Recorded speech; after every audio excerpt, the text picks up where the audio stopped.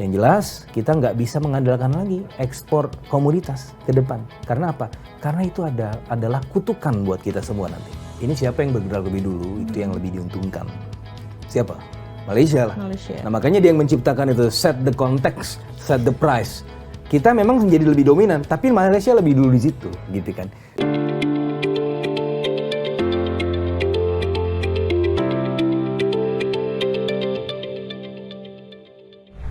Halo, kita ketemu lagi di Teras Eksis. Hari ini saya sih pengen ngangkat tentang minyak kita yang lagi raib, bahkan langka, harganya melambung di pasaran. Penasaran kan? Siapa sih sebenarnya yang menggoreng? Nah, saya sudah bersama dengan ekonom Universitas Indonesia, Mas Fitra Faisal. Halo Mbak Mega. Halo, ini narasumber saya juga. Ini kajiannya akan lebih bersifat akademis ya Mas ya. Siap. Jangan ada yang tersinggung karena ini memang minyak itu licin Mas. Jangan sampai ada yang kepleset nih. Gini Mas Fitra, to the point. Menteri Perdagangan itu kan mengklaim hands on, memonitor secara langsung setiap hari katanya gitu kan.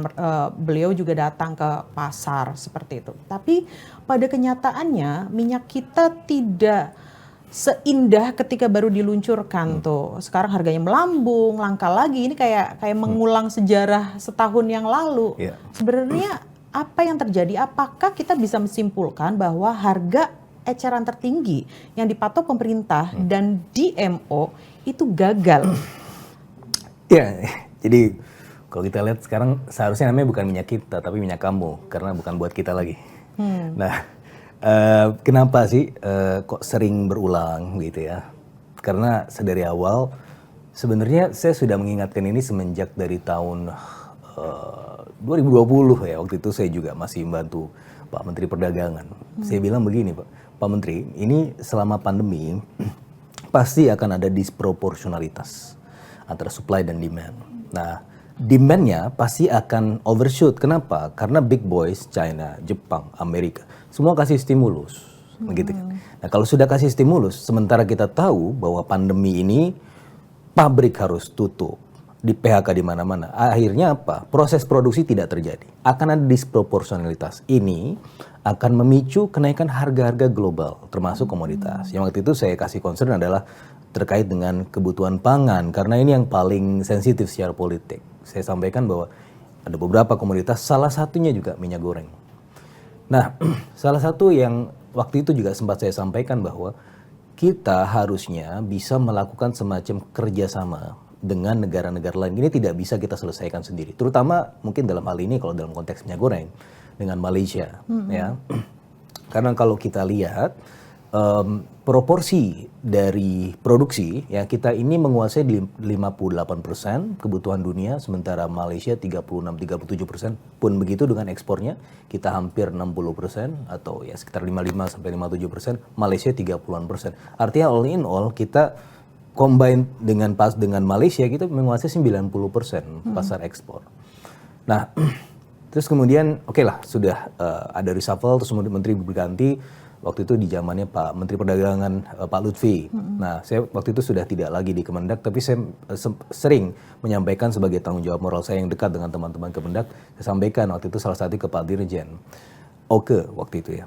Saya awal tahun 2022, waktu itu ya bulan Januari. Ada kebijakan subsidi. Saya tanya, Pak Oke ini subsidi modelnya bagaimana? Ya kan, selisih harga, ya kan? Kalau ditetapkan harganya 14.000, kemudian produsen akan diberikan selisih harga tersebut. Produksinya berapa, pastinya lebih tinggi, gitu kan? Dan itu untuk menutupi selisih tersebut nanti ada subsidi mekanisme. Terus kemudian saya tanyakan lagi, kalau begitu produsennya siapa saja? Ternyata produsennya voluntary. Kemudian jawaban saya pada saat itu adalah ada satu forum, kemudian saya sampaikan, Pak Oke ini adalah kebijakan yang pastinya akan menimbulkan masalah. Salah satunya kalau kita nggak bisa kontrol barangnya, ini nggak mungkin bisa kita lakukan, pasti hilang. Nah, kalau kita lihat misalnya ada contoh lain, misalnya Pertamina bisa memberikan subsidi tersebut ya. Kenapa? Karena dari hulu ke hilir sudah dikelola satu. Tapi kalau untuk CPO tidak, pemainnya banyak. Ya kan, artinya ini mekanisme yang sebenarnya tidak bisa kita terima di lapangan. Nah kemudian lanjut lagi bulan Februari subsidi nggak ada lagi, tapi berubah lagi HET Nah waktu itu juga saya sampaikan, ini mana ada yang mau jual rugi, gitu kan? Akhirnya apa? Nanti pasti akan hilang juga. Nah, terus kemudian pertanyaannya berikut yang tadi disampaikan Mbak Mega. Lah kok kita kan produsen CPO, ya? Kenapa kita kemudian nggak bisa mensuplai itu di pasar hilir? Karena ada diskoneksi antara produsen minyak goreng dengan produsen CPO. Akhirnya apa? Akhirnya produsen minyak goreng terpaksa harus mencari harga lelang yang sesuai dengan harga internasional. Nah, oleh karenanya, ya saya rasa ini bukan masalah supply saja, tapi masalah tata kelola. Nah, untuk membersihkan atau menyelesaikan permasalahan tata kelola, kita butuh infrastruktur, kita butuh kemudian beberapa hal-hal yang lebih strategis, tapi itu butuh waktu. Nah, waktu itu yang juga sempat saya sampaikan adalah bagaimana kalau kita bekerja sama saja dengan Malaysia sekali lagi tadi. Mereka jual di sana berapa? 8.000, 9.000. Kita bisa beli minyak gorengnya, bukan CPO-nya. Ketika kita beli minyak gorengnya di sini bisa dijual 14.000, bisa masih untung juga. Nah, yang megang siapa? Megang harus Bulog. Jangan produsen. Karena kalau produsen kita nggak bisa kontrol. Rentan ya kalau swasta gitu. ya. Iya, nah ini kan untuk mekanisme ad hoc ya. Mekanisme intervensi di jangka pendek harus kita lakukan. Itu mudah saja, meskipun kemudian ada sanggahan-sanggahan juga dari KSP misalnya. Nah, ini kan nggak bisa, Malaysia sudah ada kuota. Loh, namanya kuota perjanjian atau kerjasama internasional itu bilateral, ada yang sifatnya MOU, seharusnya resiprokal juga bisa kita lakukan. Semua itu bisa dilakukan dalam negosiasi.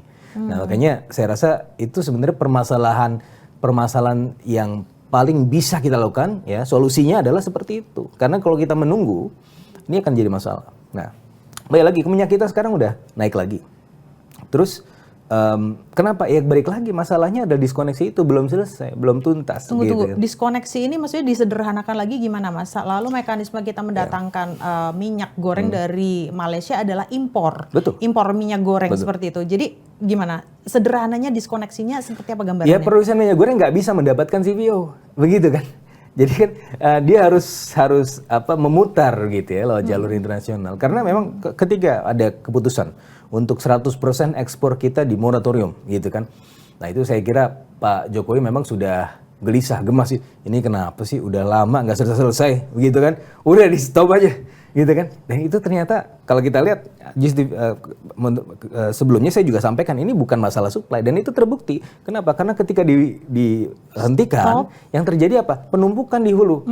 Akhirnya apa? Harga TBS-nya turun. Gitu kan, petaninya juga yang jadi masalah gitu kan. Makanya sebenarnya bukan masalah di supply-nya saja, tapi masalah lebih ke tata kelolanya. Dia bagaimana produsen minyak goreng ini bisa tercombine dengan produsen CPO-nya. Nah, ini yang harus kita selesaikan begitu. Oke. Ini sedikit kamus Kompas Bisnis, TBS itu tandan buah segar, artinya benar-benar kelapa sawit yang baru dipetik seperti itu ya. Betul. Oke, masih balik lagi ke minyak kita ini, Mas. Gini, ada anggapan bahwa kebijakannya Kementerian Perdagangan dengan produk minyak kita itu berangkat dari kegamangan, lalu sangat reaktif. Karena gini, ini saya mewakili ibu-ibu yang ada di Indonesia ya, Mas ya. Kita berbicara tentang kebutuhan. Kata Bu Mega rebus aja, jangan goreng. Gini Mas, nggak afdol kalau buka puasa nanti kita nggak makan gorengan masalahnya. Cuma gini Mas, karakteristik masyarakat Indonesia adalah kita belajar di LPG.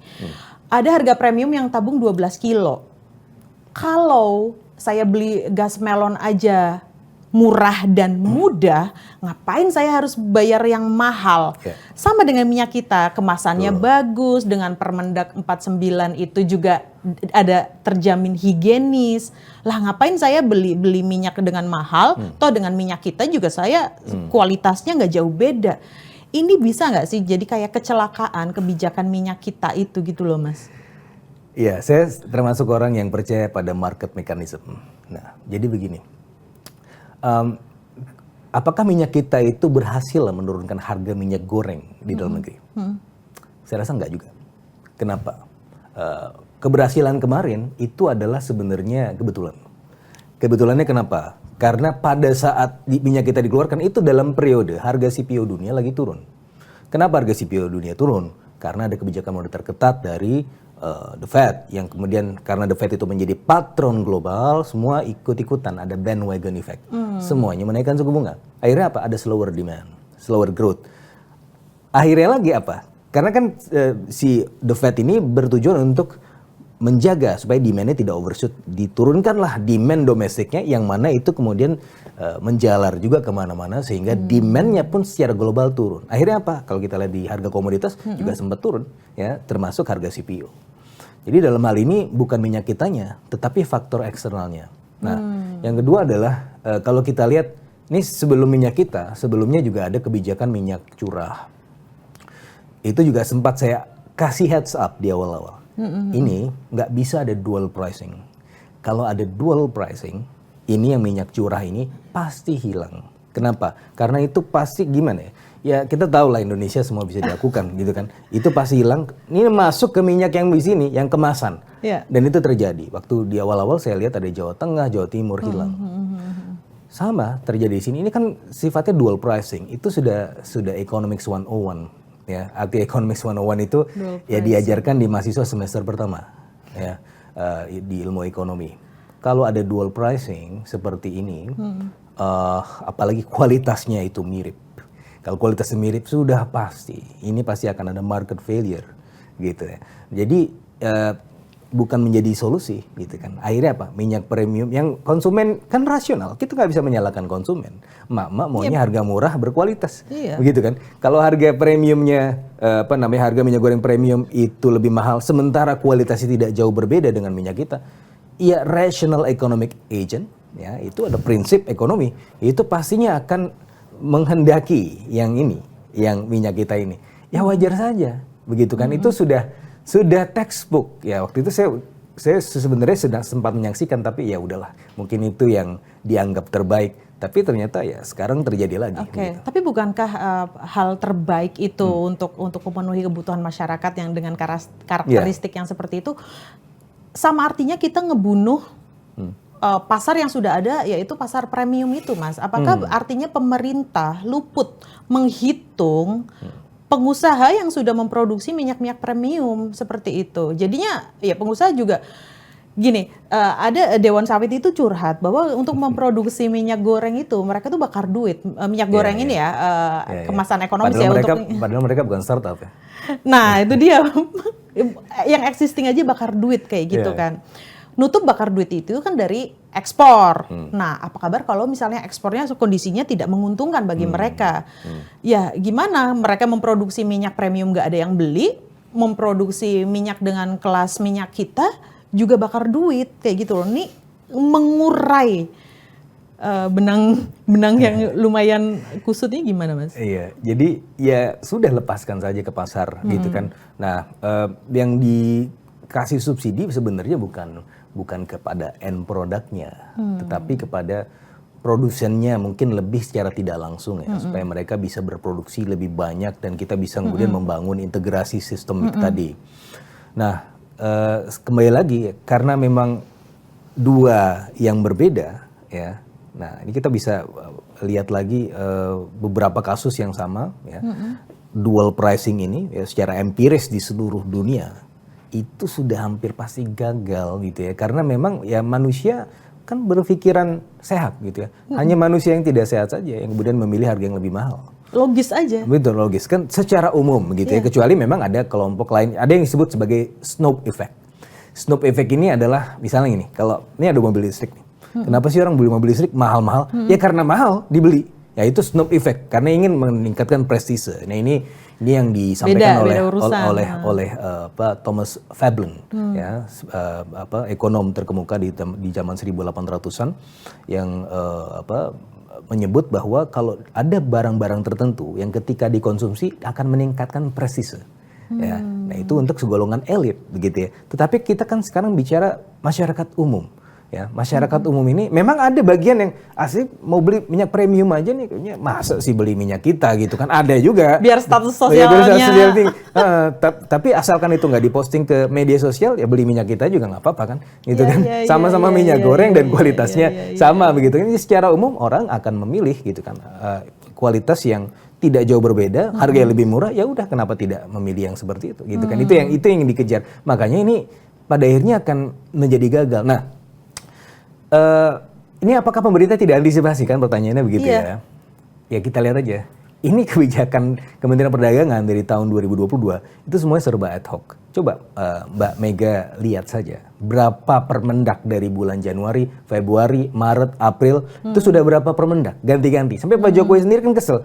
Yang itu saya menangkapnya ekspresi kekesalan Pak Jokowi ya, karena ini kenapa sih nggak selesai gitu kan. Akhirnya udah stop aja. Tapi di stop ternyata nggak menyelesaikan permasalahan, karena setelah 2 minggu 3 minggu dievaluasi, oh bukan gitu kan. Jadi lebih ini lagi. Sampai menterinya diganti ya kan, terus dirjennya ditangkap gitu kan. Tapi sekarang tidak juga menyelesaikan masalah karena ya core problemnya itu tidak terselesaikan gitu. Karena ini jangka menengah panjang sebenarnya solusinya. Pemerintah tidak bisa mengidentifikasi core masalah, maksudnya Mas Fitra seperti itu? Iya betul. Saya kira timnya belum bekerja dengan sangat baik ya, karena kalau kita bicara mengenai identifikasi yang baik, kemungkinan tidak akan muncul lagi kan permasalahan. Nggak berulang dan permendaknya nggak usah ganti-ganti gitu kan. Nah itu kan ketika kita melihat permendaknya ganti-ganti berarti ya mereka nggak tahu apa yang mereka lakukan gitu kan. Nah, cek ombak aja kayak gitu maksudnya. Cuma tes aja, tes ini nggak bisa, ganti lagi kan. Ini seharusnya lebih komprehensif. Memang ada dan dimungkinkan kebijakan-kebijakan yang sifatnya ad hoc, temporer, transitory, boleh. Tetapi kebijakan ad hoc dan transitorinya itu jangan kemudian menggerus ya kepercayaan pasar, jangan kemudian menimbulkan market failure atau kegagalan pasar. Oleh karenanya perlu, kalau dalam rangka intervensi sih oke, tapi kalau produsennya, sekali lagi ini kan yang mau produsen minyak kita kan siapa? Produsen kan, bukan pemerintah.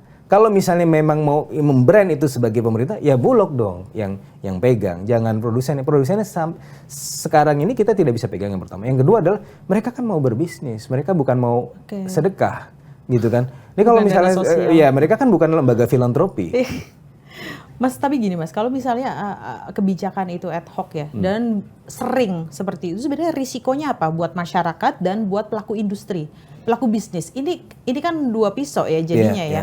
Apa risikonya? Kepercayaan pebisnis untuk investasi akhirnya menurun, kepercayaan masyarakat terhadap pemerintah juga akhirnya tumpul seperti itu. Ya, ada dua hal tadi ya, berarti dari masyarakatnya daripada pebisnisnya. Secara umum kita lihat aja kemarin tren kepuasan Pak Jokowi ya, itu ada beberapa komponen.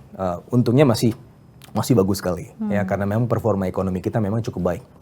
Tetapi yang menjadi catatan adalah yang menentukan baik atau tidaknya di sisi kiri dan sisi kanan itu ada kemiskinan, itu ada pengangguran, di situ ada harga-harga. Nah, ketika harga-harga naik, potensi harga-harga naik, maka potensi tren kepuasan pada pemerintah pasti akan turun. Makanya ini harus kemudian dicari solusinya. Apalagi sekarang mau masuk bulan Ramadan. Nah, ini sudah masuk lah spekulan semua segala macam. Makanya hilang dari sekarang ya, karena mau memasuki bulan Ramadan. Ketika harga-harga naik, maka itu adalah indikator kita sudah masuk bulan Ramadan. Gitu kan. Tapi kan kita nggak bisa seperti ini terus, gitu kan. Kita harus kemudian memastikannya lebih sustainable. Karena kan biar bagaimanapun ketika harga-harga naik, ketika masyarakat semakin tidak puas, itu kan akan semakin sensitif secara politik. Ya, ada gonjang-ganjing, apalagi sekarang tahun 2023 masuk tahun 2024. Yang kedua adalah dari sisi pebisnis. Ya, tentunya ini akan mengacaukan forecast bisnis mereka, prognosisnya akan kacau. Secara domestik mereka kan bingung, ini gimana nih kebijakannya kok gonta-ganti terus. Begitu juga dengan investor. Investor itu salah satu tren yang dilihatnya adalah ya konsistensi dari kebijakan. Ketika kebijakan itu konsisten, salah satunya dia pasti akan masuk. Makanya sebenarnya ketika kita mengeluarkan Omnibus Law, itu salah satunya adalah untuk kemudian menyelesaikan permasalahan-permasalahan itu. Tetapi kan kita sangat bagus untuk kemudian membuat peraturan-peraturan, tapi dari sisi implementasinya kan sering menjadi masalah, begitu ya. Nah, ini kita lihat juga implementasi di lapangan kok sepertinya sangat-sangat ad hoc, gitu ya, tidak ada yang jelas. Nah, oleh karena saya rasa memang diperlukan ya pemerintah untuk sekali lagi, apalagi ini kita memasuki tahun 2023 yang katanya kalau Pak Jokowi selalu mengulang-ulang nih, ada dua kata nih. Optimis karena kemarin 5,31%, bagus ya. Tertinggi 2014 ya. Iya, bahkan kita melampaui China ya, cuma kalah dari India kalau dari negara-negara besar ya di G20 ya. Tapi di sisi lain ya kita juga harus waspada karena dunia sedang tidak baik-baik saja. Ada mengutip lagi dari Pak Jokowi, ada 70 negara masuk probability resesi. Ada 30 negara ngantri di IMF. Nah, oleh karenanya kita harus juga menjaga gitu ya. Apalagi Mbak Mega, berdasarkan hasil simulasi kami ini menunjukkan bahwa ini kita melakukan serangkaian diagnosis yang disebut sebagai variance decomposition. Ibaratnya begini, kalau seorang dokter ingin mengetahui ini penyebab meninggalnya seorang pasien ini gimana, mereka melakukan forensik, mereka bedah pasiennya. Nah, itu kita yang lakukan juga sebagai ekonom, forensik, data forensik kita dekomposisi gitu ya, data kita dekomposisi untuk melihat apa sih permasalahan ekonomi yang menimbulkan gejolak ya paling besar. Ada dua. Yang pertama 17% itu dari pandemi. Untungnya pandemi probabilitasnya sudah semakin turun, bahkan sekarang kita tidak pakai masker lagi di ruangan ini. Yang kedua adalah karena pandeminya sudah mulai reda, yang kedua adalah inflasi. Nah, inflasi ini memang dalam taraf tertentu itu kita inginkan gitu ya, karena itu adalah indikator demand itu bergerak. Tapi di sisi lain karena inflasi terlalu tinggi, itu akan mengkontraksi perekonomian dan ada potensi sekitar 0,8 sampai kemudian 1,5% kontraksi ya dari potensi baseline. Misalnya kalau kita target sekarang 5,3% berdasarkan APBN, itu bisa mungkin cuma 4,3% gitu kan kalau inflasinya tidak terkelola dengan baik. Nah, oleh karenanya ini harus sungguh-sungguh gitu kan, caranya sekarang harus dimulai lagi diidentifikasi. Kuncinya sih satu sebenarnya Mbak Mega, ini nggak susah-susah sebenarnya, kolaborasi antar kementerian, tim Satgas Pangan, Kementerian Perindustrian, segala macam ini harus inilah. Jadi ketika Pak Jokowi itu bilang kita sedang tidak baik-baik saja, itu sebenarnya menunjuk menteri-menterinya ini sudah masuk tahun politik, Anda jangan merajalela keluarkan sana kemari, ini benahin juga perekonomian ya, karena ini kita kan Anda mengejar keuntungan jangka pendek, tapi ini perekonomian kita untuk jangka panjang, begitu. Nah, itu yang harus diperhatikan. Ini selingan lagi tadi Mas Fitra ngejelasin tentang inflasi. Jadi inflasi itu juga bisa jadi pedang bermata dua ya Mas. Betul, ya, bahwa ekonomi kalau tumbuh itu butuh inflasi. Tetapi kalau inflasi tidak bisa dikendalikan, itu justru akan membunuh ekonomi itu ya Mas. Betul. Balik lagi ke masalah sawit itu. Tadi Mas Fitra juga mention masalah global ya, potensinya yang nggak pasti, bahkan ya memang sama kayak proyeksinya IMF, itu juga lebih gelap ya tahun ini kayak gitu. Seberapa besar itu akan berpengaruh ke ekspor CPO kita? Ya, Madam Georgieva, ketuanya IMF tahun lalu, dia bilang begini, Indonesia remains at a bright spot, gitu ya. Jadi ya, sebenarnya kita tenang. Begitu juga dengan Elon Musk ya, ketika forum B20 kemarin dia Zoom conference gitu kan, Indonesia will remain bullish katanya Elon Musk, artinya naik. Dan literally di Elon Musk itu lagi mati lampu di situ, kita lagi terang. Jadi memang kita lebih secara literal juga lebih terang dibandingkan dengan di sana gitu ya. Jadi secara umum kita oke. Tapi kalau kita melihat demand global tentu kita juga harus waspada, karena apa? Tadi ada potensi, ya. Georgieva bilang, oke, Indonesia terang tapi yang lain gelap, gitu kan? Artinya ada potensi penurunan demand secara global. Secara umum sebenarnya untuk CPO kita ya oke dong, harganya turun karena kan selama ini kan merujuk pada harga internasional, seharusnya baik gitu ya. Tapi dalam kondisi yang lebih makro lagi, kalau kita lihat kemarin pertumbuhan ekonomi kita kan 5,31%, ya. Tetapi konsumsi kita cuma di bawah 5%, ya 4,9%. Nah, untungnya kita ada satu faktor lagi, perdagangan internasional. Nah, ekspor dan impor kita itu cukup luar biasa. Bahkan kemarin itu 33 bulan berturut-turut kita surplus, gitu. Nah, ini harus dijaga dan ini menjadi kekhawatiran juga. Di satu sisi kita sangat mengandalkan ekspor, tapi di sisi yang lain, ya ekspor ini kan juga tergantung harga komoditas, gitu ya. Jadi ini mana nih? Kita pengennya yang mana? Kita pengennya adalah kita ekspor tapi bukan komoditas. Kita ekspor tapi harga barang-barang industrial, barang-barang hasil kebutuhan manufaktur. Masalahnya adalah sumbangan industri kita itu terhadap GDP tinggal 18%. Padahal tahun 2001 itu tinggal ada 29%. Nanti kita mengalami deindustrialisasi. Nah, makanya Pak Jokowi itu bilang hilirisasi. Nah, ini sebenarnya kuncinya gitu untuk kemudian mempertebal ya potensi pertumbuhan ekonomi ke depan. Jadi kembali lagi, ini bagaimana potensinya? Ya ini gimana ya? Kayak ini bagaikan bejana berhubungan. gitu ya. Kalau ada yang satu naik, kita satu turun, satu naik, satu turun. Kita harus menghitung-hitung cost and benefitnya seperti apa. Yang jelas kita nggak bisa mengandalkan lagi ekspor komoditas ke depan. Karena apa? Karena itu adalah kutukan buat kita semua nanti. Karena ada resource curse. Kita harus kemudian mengubah itu, membuat hilirisasi. Kalau bisa ini minyak gorengnya ini dikoneksikan gitu ya. Itu industrialisasi yang kita inginkan gitu untuk ke depannya. Tapi untuk ini kan butuh waktu nih. Kalau untuk tahun 2023, 2024 kalau ada goncangan gimana? Ya gampang, bikin aja perjanjian bilateral atau regional. Itu pun juga sudah masuk komunike dari G20 kemarin secara umum tentang ketahanan pangan ya. Ketahanan pangan ini kemudian kita bisa buat secara global kerjasamanya. Kemudian kemarin kalau di G20 itu kemarin ada semacam contoh kasus dari Turki yang cukup berhasil. Ya. Nah ini kita juga bisa kemudian mengintroduksi itu di wilayah ASEAN misalnya, membuat lumbung pangan ASEAN gitu ya, sehingga kita bisa saling membantu gitu ya, membantu pada saat krisis. Memang kita belum dalam kondisi yang kekurangan, tapi siapa tahu nanti ya. Tapi balik lagi ke DMO Mas, ini kan pemerintah juga kan naikin DMO ya, hampir 50% ya, 50% kurang lebih ya.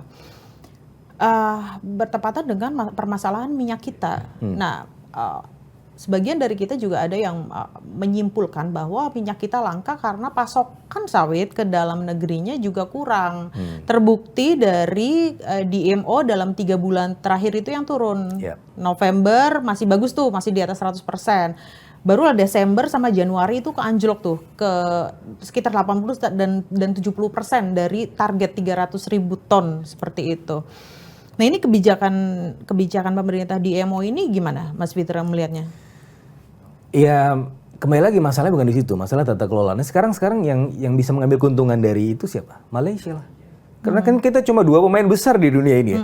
Kalau nggak kita ya Malaysia. Nah kita juga bisa ambil pelajaran ketika DMO ini kalau cek harga ya. Ketika DMO itu kan mengguncang pasar dunia. Ini kan 50% hampir 60% pasar ekspor itu berasal dari Indonesia. Betul. Akhirnya apa? Ya harga CPO naik lagi. Kalau harga CPO naik lagi, ya padahal kita sudah mengharap turun gitu kan karena memang slower demand. Tapi karena ada DMO mungkin ini ada potensi harganya naik lagi, sehingga apa? Yang produsen ini kan nggak berhubung ke sini, tapi dia terhubung ke harga internasional. Ya akhirnya minyak gorengnya naik juga gitu. Nah ini yang harus kita perhatikan. Nah untuk bisa mengantisipasi resiko jangka pendek itu, kembali lagi nih Bulog tuh nggak cuma beras aja, balikin lagi zaman Orde, nggak semuanya zaman Orde Baru itu buruk. Ada yang kita bisa ambil gitu hikmahnya gitu kan. Jadi Mas Fitra, ini konkret aja nih buat masyarakat nih. Yang diminta masyarakat adalah minyak ada, harga terjangkau, Ramadan ada, Lebaran ada, kayak gitu. Solusi paling konkret, paling masuk akal jangka pendek deh. Itu apa? Impor minyak goreng dari Malaysia. Nah, mungkin tadi ada pertanyaan lagi. Kalau kita produsen CPO, kenapa harus impor? Pertanyaan gue. Cuma karena produsen CPO ini sama produsen minyak goreng nggak ada sodetannya. Nah, ibaratnya banjir di sini nggak nyalur ke sini, gitu kan? Akibatnya apa? Ya udah, ini selalu terkoneksi dengan harga internasional. Nah, ini kan harus diselesaikan nih. Kalau untuk menyelesaikan ini, membangun sodetan itu butuh waktu. Nah, kita kan sekarang butuh yang cepat dulu nih, yang ad hoc gimana? Ya udah, kita impor aja dari Malaysia. Siapa yang impor? Pemerintah. Karena apa? Selama ini kita kan sangat mengandalkan pada produsen. Ya udah, produsen ini kan kita nggak bisa kontrol, gitu kan? Ya udah, kalau gitu yang kita kontrol yang bisa kita kontrol. Impor, tetapi siapa yang impornya ini? Gini Mas, biar nggak ada rembesan ke sana sini soal impor ini. Betul. Siapa yang paling layak, paling kredibel untuk impor minyak goreng? Ya Bulog lah, Bulog sudah punya infrastrukturnya, tinggal diciptakan aja perpunya bahwa mereka diperbolehkan untuk kemudian impor minyak goreng. Perpu itu bisa kok dilakukan ya. Kemarin aja yang paling signifikan ketika kita bicara Perpu 1 tahun 2020 yang kemudian berubah menjadi Undang-Undang 2 tahun 2020 tentang ini pelebaran defisit fiskal, bauran kebijakan segala macam dalam konteks untuk menangani pandemi bisa gitu ya, secara teknis sangat bisa dilakukan. Ini tinggal masalahnya mau dilakukan atau enggak. Oke, secara teknis itu bisa. Tetapi gini Mas, hitungannya adalah ini kita mau tahun politik. Apakah beras impor, minyak goreng impor, apakah ini tidak terlalu sensitif ya? Karena kita kan mostly sebagian dari kita itu sangat sensitif dengan produk kebijakan impor. Nah, sekarang siapa yang akan dirugikan ketika kita impor? Pertanyaannya. Nah, apakah yang dirugikan adalah produsen CPO-nya nih? Enggak juga. Karena mereka selama ini channel through juga ke ekspor, gitu kan. Apakah yang dirugikan produsen minyak gorengnya? Enggak juga. Mereka justru membutuhkan channel yang lebih murah juga. Nah, memang mungkin secara tidak langsung mereka akan dirugikan. Karena apa? Karena nanti kan orang-orang akan beli yang di sini, gitu, bukan yang di sini. Ya udah aja kolaborasi aja. Nanti kalau misalnya mau ini, ya Anda menjadi agen penyalur apa segala macam, bisa didata segala macam, tapi yang pegang pemerintah, gitu kan. Toh nanti pada akhirnya secara tidak langsung ini pastinya akan menurunkan ongkos produksi secara umum karena banjir di mana-mana. Sehingga akhirnya produsen minyak goreng pun akan diuntungkan karena ada penurunan ongkos produksi, gitu. Seharusnya begitu.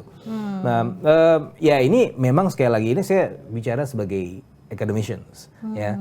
Tapi kita kan rekomendasinya cukup ekstrim sih impor. Lah, ya apalagi yang bisa dilakukan? Sekarang kan segala cara udah dilakukan, gitu kan. Ini sudah saya sampaikan semenjak tahun 2022 awal ketika ada permasalahan ini. Ya kenapa kita nggak coba aja? Toh selama ini juga coba-coba kok, gitu kan. Kenapa nggak coba lagi yang ini, gitu kan? Saya punya hipotesis bahwa ini akan jauh lebih berhasil, gitu ya. Karena apa? Karena kondisi atau prakondisinya adalah pemerintah memegang barangnya sehingga bisa menjadi distributor, gitu ya, ketika dibutuhkan. Memang ada operasi pasar segala macam, ya, oke, tapi itu kan ya apa, recehan. Ya harus kemudian lebih besar lagi, gitu kan. Ada nggak duitnya? Ada. APBN kita masih tersedia kok untuk ada bantalan-bantalan yang sifat industrial atau bantalan sosial, gitu ya, untuk mengantisipasi kenaikan harga-harga. Nah ini adalah cara pemerintah untuk mengantisipasi kenaikan harga dari sisi supply, gitu ya. Nah, Bank Indonesia cuma bisa mengendalikan harga dari sisi demand. Mereka menaikkan suku bunga segala macam. Mereka tidak bisa mengontrol dari sisi supply.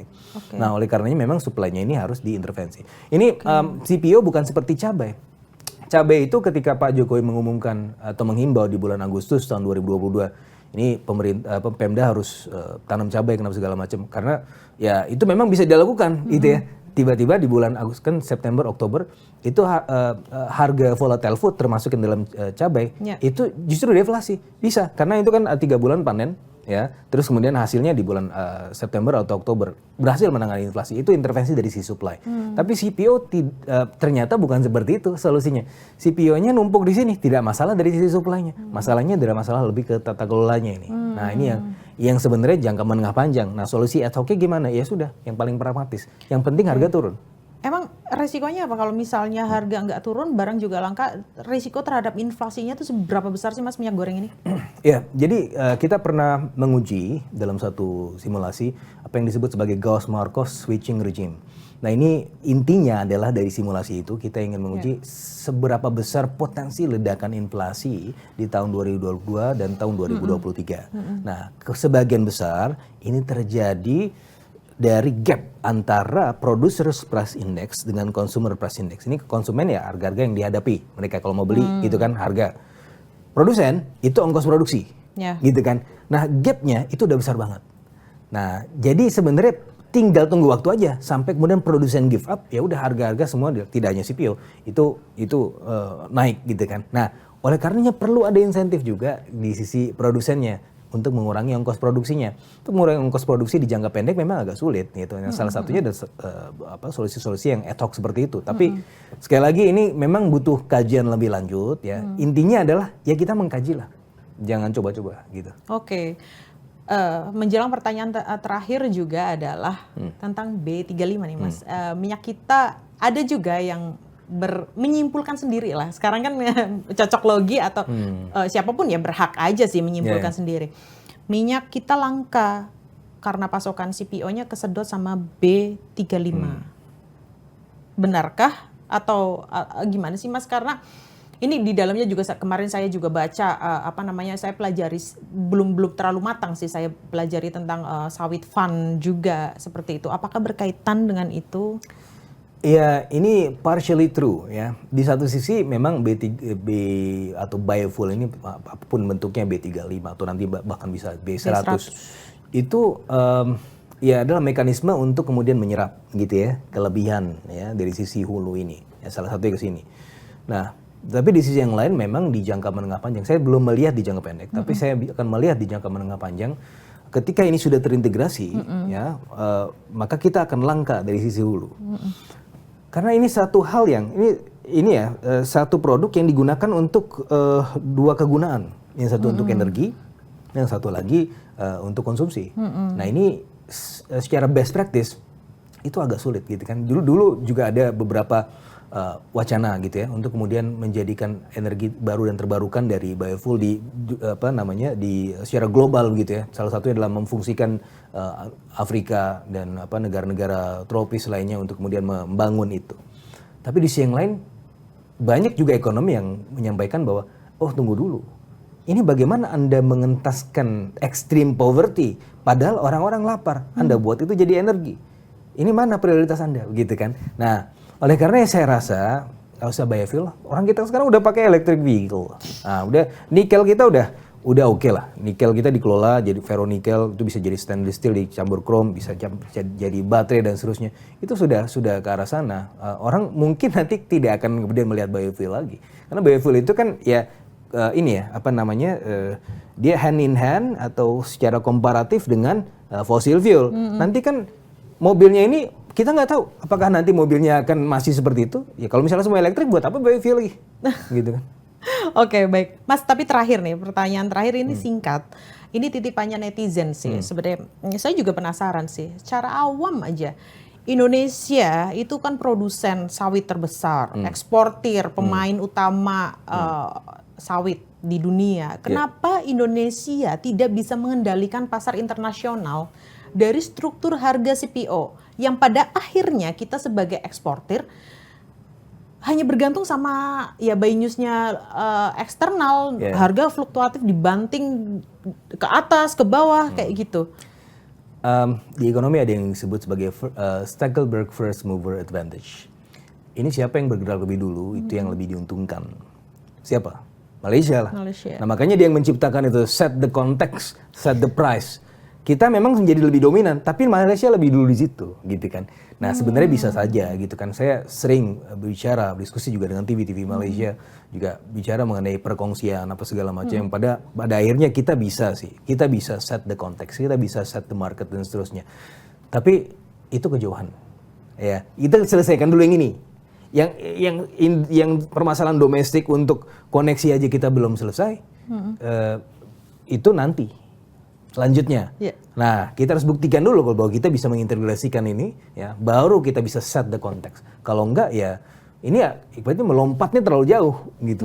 Jadi harus selesaikan first thing first gitu ya. Oke, baik. Hari ini kita kelar ngomongin minyak kita yang solusinya menurut kajian akademisi Mas Peter Faisal, ekonom dari UI adalah impor. Siapa? Bulog. Tetapi balik lagi itu adalah kajian, hanya masukan, silakan di pertimbangannya dengan keilmuan juga. Yang penting kalau saya mewakili masyarakat ya Mas wartawan mewakili masyarakat, minyak harus ada, harga terjangkau saat puasa dan lebaran karena kita nggak mau buka puasa tanpa gorengan. Terima kasih banyak, sampai jumpa lagi.